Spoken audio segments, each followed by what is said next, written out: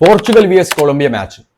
ഈ ഒരു മാച്ച് എടുത്തു നോക്കുകയാണെങ്കിൽ ഒന്നും പറയേണ്ട, ഭയങ്കര ക്രൂഷ്യൽ ആയിട്ടുള്ള സ്ട്രോങ് ആയിട്ടുള്ള ഒരു മാച്ച് ആയിരിക്കും. പോർച്ചുഗൽ ഇൻ കേസ് നോക്കൗട്ടിലേക്ക് കടക്കുകയാണെങ്കിൽ അതിന് മുമ്പുള്ള ഒരു പരീക്ഷണം എന്നൊക്കെ പറയാൻ പറ്റില്ല, അങ്ങനത്തെ ഒരു മാച്ചാണ് കൊളംബിയ vs പോർച്ചുഗൽ. കൊളംബിയയെ സംബന്ധിച്ച് തോൽവി എന്ന് പറഞ്ഞൊരു സംഭവം കാണാൻ പാടില്ല. ഡ്രോ അല്ലെങ്കിൽ ജയം. അങ്ങനെയാണെങ്കിൽ കൊളംബിയക്ക് ടേബിൾ ഫസ്റ്റ് ആവാം. പോർച്ചുഗലിനെ സംബന്ധിച്ച് ജയിച്ചേ പറ്റുള്ളൂ, എങ്ങനെയാണെങ്കിൽ മാത്രം ടേബിൾ ഫസ്റ്റ് ആവാൻ പറ്റുള്ളൂ. ടേബിൾ ഫസ്റ്റായി ഫിനിഷ് ചെയ്ത് കഴിഞ്ഞാൽ ആദ്യം തന്നെ വലിയ ടീമിൽ നിന്ന് എസ്കേപ്പ് ആയിട്ട് ഒരു ആവറേജ് ടീമിനൊക്കെ കിട്ടി പതുക്കെ മൂവ് ചെയ്യാൻ പറ്റുള്ളൂ. ഈ ഒരു മാച്ചിൽ പോർച്ചുഗൽ vs കൊളംബിയ മാച്ചിൽ കൊളംബിയന്റെ കീ പോയിന്റ്സ് അല്ലെങ്കിൽ പോസിറ്റീവ് ആയിട്ടുള്ള പോയിന്റുകൾ നോക്കുകയാണെങ്കിൽ അതിൽ ഒന്നാമത്തത് അവരുടെ സെൻറ്റർ ബാക്കാണ്. ഡാനിയൽ സാഞ്ചസും അതുപോലെ തന്നെ ലുക്കിയും കിഡിലൻ സ്ട്രോങ് ആയിട്ടുള്ള, ഫിസിക്കലി സ്ട്രോങ് ആയിട്ടുള്ള, അതുപോലെ തന്നെ നല്ല ലിങ്ക് ചെയ്ത് കളിക്കുന്ന രണ്ട് സെൻറ്റർ ബാക്സ് ആണ്. അവർക്ക് ക്രിസ്ത്യാനോ റൊണാൾഡോയെ പൂട്ടാൻ വളരെ എളുപ്പമായിരിക്കും. അതൊരു സ്ട്രോങ് ആയിട്ടുള്ള ഒരു കീ പോയിന്റാണ്. രണ്ടാമത്തെ പോയിന്റിലേക്ക് പോവുകയാണെങ്കിൽ അവിടെ റൈറ്റ് ബാക്ക് ആയിട്ടുള്ള ഡാനിയൽ മൂനോസ് കിഡിലൻ ഫോമിലാണ്. രണ്ട് കളിയിലും ഗോൾ അടിച്ചു, നല്ല ഗോളുകളാണ്.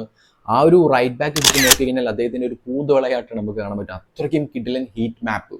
ആ ഒരു സൈഡിൽ, ആ ഒരു വിങ്ങിൽ അദ്ദേഹത്തിൻ്റെ ആ ഒരു ഇമ്പാക്റ്റ് നമുക്ക് നല്ല രീതിയിൽ കാണാൻ പറ്റും. സോ ആ ഒരു പ്ലെയർ നമ്മൾ കൂട്ടണം. അതൊരു പോസിറ്റീവ് പോയിന്റ് ആണ്. അദ്ദേഹത്തിൻ്റെ പെർഫോമൻസ് എന്ന് പറയുന്നത് ഒരു പോസിറ്റീവ് പോയിന്റ് ആണ് കൊളംബിയക്ക്. പിന്നെ പറയാൻ പറ്റുന്നത് ഒരൊറ്റ പേരാണ് ലൂയിസ് ഡിയാസ്. ലൂയിസ് ഡിയാസിനെ കുറിച്ച് പറയേണ്ട, ഫ്ലെക്സിബിൾ ആയിട്ട് കളിക്കുന്ന, അറ്റാക്കിങ്ങിലേക്ക് വളരെ പാമ്പൊഴുകുന്ന പോലെ ഒഴുകിയിട്ട് കയറുന്ന ഗോൾ അടിക്കാൻ പറ്റിയ ഒരു പ്ലെയറാണ് ലൂയിസ് ഡിയാസ്.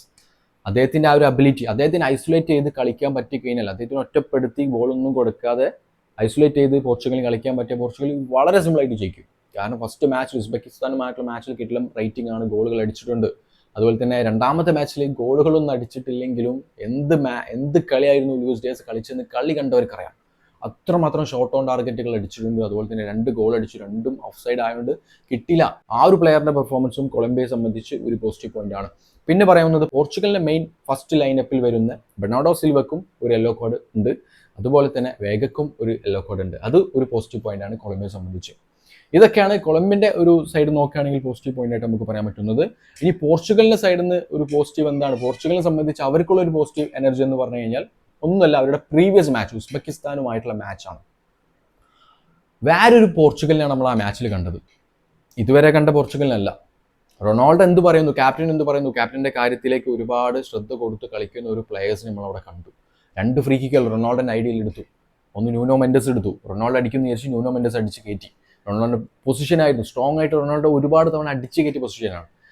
പിന്നെ രണ്ടാമത്തെ ഫ്രീ കിക്ക് മാഞ്ചസ്റ്റർ യുണൈറ്റഡിൽ റൊണാൾഡോ ആ ഫ്രീ കിക്കിൽ ആ ഒരു പോയിന്റ് ഒരുപാട് തവണ എടുത്തിട്ടുണ്ട്. റൊണാൾഡോ അടിക്കുന്ന വിചാരിച്ചു, പക്ഷേ റൊണാൾഡോയിലേക്ക് തന്നെ ഒരു ബ്യൂട്ടിഫുൾ ബ്രൂണോ ഒരു ചിപ്പിംഗ് ബോൾ കൊടുത്തു അല്ലേ.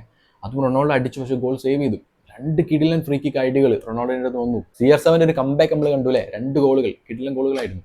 അതാണ് ഈ പ്രീവിയസ് മാച്ചിലെ ആ ഒരു പോർച്ചുഗലിന്റെ പെർഫോമൻസ് പോർച്ചുഗൽ എടുക്കുകയാണെന്നുണ്ടെങ്കിൽ, കൊളംബിയമായിട്ട് എടുക്കുകയാണെന്നുണ്ടെങ്കിൽ തീർച്ചയായിട്ടും പോർച്ചുഗൽ ഭാരമായിട്ട് ജയിക്കും, ഒന്നും പറയാനില്ല. പിന്നെ പോർച്ചുഗലിന്റെ ഒരു പോസിറ്റീവ് എന്ന് പറഞ്ഞു കഴിഞ്ഞാൽ കൊളംബിയ ഇറക്കാൻ സാധ്യതയുള്ള ലൈനപ്പ് ഉണ്ടല്ലോ, ഫസ്റ്റ് 11. ആ ഫസ്റ്റ് 11 3 യെല്ലോ കാർഡുകളുണ്ട്. ഒന്ന് ജെഫേഴ്സൺ ലെർമക്ക് അവരുടെ മിഡ്ഫീൽഡിന് ഒരു യെല്ലോ കാർഡ് കിട്ടിയിട്ടുണ്ട്. മെയിൻ സെൻറ്റർ ബാക്ക് ആയിട്ടുള്ള ലുക്കുമിക്ക് ഒരു യെല്ലോ കാർഡ് കിട്ടിയിട്ടുണ്ട്. അതുപോലെ തന്നെ അവരുടെ ലെഫ്റ്റ് ബാക്ക് ആയിട്ടുള്ള മുജിക്ക ഒരു യെല്ലോ കാർഡ് കിട്ടിയിട്ടുണ്ട്. അപ്പോൾ അവിടെ മെയിൻ സ്കോറിൽ 3 യെല്ലോ കാർഡ് നിലവിൽ കിട്ടിയിട്ടുണ്ട്. അതൊക്കെ ഒരു പോസിറ്റീവ് പോയിന്റ് ആണ് പോർച്ചുഗലിനെ സംബന്ധിച്ച്. പിന്നെ പോർച്ചുഗലിന്റെ ഒരു നെഗറ്റീവ് എന്ന് പറയുന്നത് പ്രീവിയസ് മാച്ചിൽ ഞാൻ കണ്ടത് ഭയങ്കര ഫ്രസ്ട്രേഷനോടുകൂടി കളിച്ച് ഒരുപാട് പൊസിഷൻ ലോസ്റ്റ്, ഒരുപാട് തവണ ബോൾ നമ്മളെ കൈമന്ന് പോയിട്ടുണ്ട്, ഉസ്ബെക്കിസ്ഥാന്റെ പ്ലേയേഴ്സ് എടുത്തിട്ടുണ്ട്. അപ്പോൾ അതൊരു നെഗറ്റീവാണ്. ഭയങ്കര കാമായിട്ട് ബോൾ കാലിൽ കൺട്രോൾ ചെയ്ത് കളിക്കുകയാണെങ്കിൽ ബ്യൂട്ടിഫുൾ ആയിട്ട് കൊളംബിയക്കെതിരെ ഇട്ടിലായിട്ട് പോർച്ചുഗലിൽ ജയിക്കാൻ പറ്റും. നിങ്ങളുടെ ഒപ്പീനിയൻ എന്താണ്? പോർച്ചുഗൽ vs കൊളംബിയ മത്സരത്തിൽ ആര് ജയിക്കും എന്നാണ് എന്നുണ്ടെങ്കിൽ ഇപ്പം തന്നെ കമന്റ് ബോക്സിൽ കമന്റ് ചെയ്തോളൂ. നമ്മളെ വീഡിയോക്ക് ഒന്ന് ലൈക്ക് ചെയ്തോളൂ. എൻ്റെ ഒരു ഒപ്പീനിയൻ പറയുകയാണെങ്കിൽ ഞാൻ പറയും പോർച്ചുഗലിൻ്റെ സൈഡിൽ നിന്ന് ഇത്രയും കഴിഞ്ഞ മാച്ചിൽ ആ ഒരു ബ്യൂട്ടിഫുൾ മൂമെന്റ്സ്, കഴിഞ്ഞ മാച്ച് ഓഫ് കിടിലനായിരുന്നു. ആ ഒരു മാച്ചൊക്കെ നോക്കുന്ന സമയത്ത് എൻ്റെ ഒരു ഒപ്പീനിയൻ 2-0 കൊളംബിയനെ പരാജയപ്പെടുത്തുമെന്നാണ്. വിൽ സി, നമുക്ക് കാണാം. ക്രൂഷ്യൽ മാച്ചാണ്, സ്ട്രോങ് ആയിട്ടുള്ള മാച്ചാണ്, കാണാൻ മറക്കണ്ട. ഓക്കെ ഫ്രണ്ട്സ്, വീഡിയോ അവസാനിപ്പിക്കുന്നു. Bye, it's me scorers man.